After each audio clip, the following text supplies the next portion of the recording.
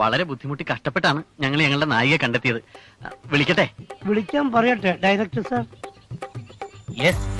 കുട്ടി വരൂ. ഇതെന്താ പ്രച്ഛന്നവേഷ മത്സരോ? ഒരു തള്ളയെ മേക്കപ്പ് ഇടിച്ചുകൊണ്ട് വന്ന് പറ്റിക്കാൻ നോക്കുന്നു.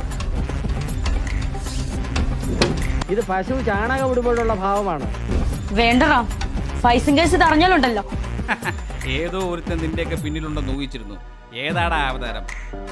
വിളിക്കാല്ലോ, പക്ഷെ ആ വിശ്വരൂപം കണ്ടാരും ഞെട്ടരുത്. അതേതാടാ അവതാരം? പൈസ കേസ് ഇത് അറിഞ്ഞാലുണ്ടല്ലോ. അയ്യോ, എനിക്ക് പേടിയാവുന്നു.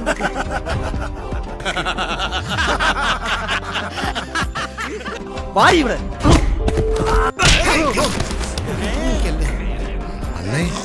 സെത്തിട്ടോങ്ങളാ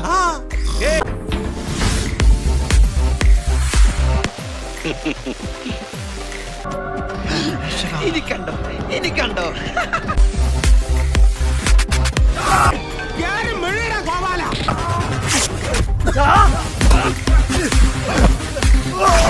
എത്ര സമയം സംഘടന തുടങ്ങിയിട്ട്? കുറച്ചു നേരമായി. ഓ, ഞാൻ കുറച്ച് ലേറ്റ് ആയി പോയി.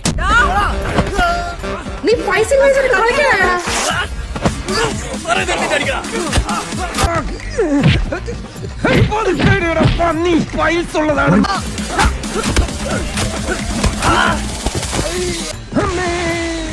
രണ്ടു ഓലക്കീറോ വെള്ള തുണി എടുത്തോളൂ എന്നെ മൂടാൻ.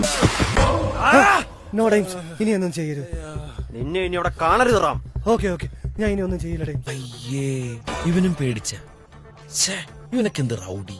ഡെയിംസേ, മറ്റുള്ളവരുടെ യൂണിഫോം എല്ലാം കീറിയല്ലോ. നിന്റെ മാത്രം എന്താ കീറാത്തെ?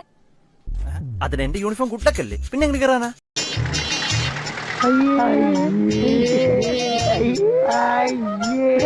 എസ്കുമാസ്, മഫത്ലാൽ പോലുള്ള ബ്രാൻഡഡ് മെറ്റീരിയൽസിന്റെ റെഡിമെയ്ഡ് യൂണിഫോം വെറും സ്റ്റിച്ചിങ് കോസ്റ്റിലാണ് അവിടെ കിട്ടുന്നത്. ഓ, ആഡ് ആയിരിക്കും അല്ലേ?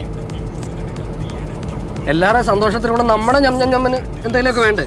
മഴ നനയുമ്പം അതിന്റെ കൂടെ ചീരയും കൂടെ നനട്ടെന്ന് വെച്ച് നനച്ചേരടാ, നല്ലപോലെ നനച്ചേരാ.